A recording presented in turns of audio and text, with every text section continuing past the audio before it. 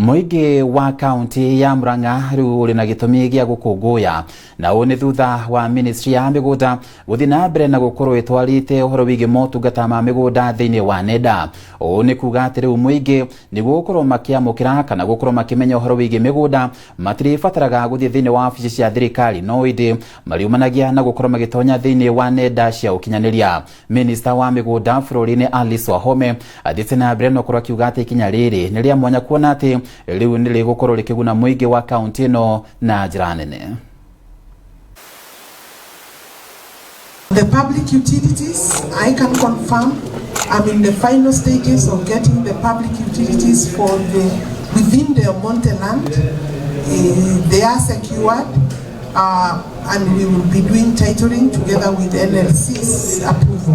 But I'm happy that generally looking at the records that Murang'a has in terms of our registers, it's among the highest, and that was one of the ticks that Murang'a got to be among the first counties to get this platform. And therefore, I want to confirm that we will be moving to other counties. Niambie non-citizens, wale ambaye ni wageni, ambao sio wa Kenya, wote wale wako na freehold title wameipata kwa makosa ama kwa njia ambaye haifai.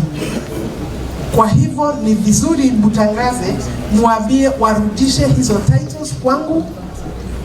They are entitled to only 99 years. Leo tunafuraha kuja hapa ili tushikane na CS wetu ndio we launch this ardhi sasa. I think one of the biggest challenges we face, na ndio tulikuwa tuna discuss hapo na PS, ni kuambia watu wetu wanastahili kuja hapa kuja na title, wapewe title nyingine mpya, because that is what verification means. And I think as leadership, nyinyi wa bunge, MCAs, sisi, security teams, chiefs, we need to educate our people, because one of the biggest challenges we face, na mnajua, ni shida ya watu kuuza shamba bila kuhusisha familia zao. The issue of the Ardhi Sasa and making that platform online to make ease to identify and to recognize RAD matters is very good. Though we have a lot maybe in terms of civic education, creating awareness, because some of our grannies, our fathers and mothers are not yet digitized. There are so many cases of RAD grabbing, and sometimes it is having even to the social amenities, that is the government RAD.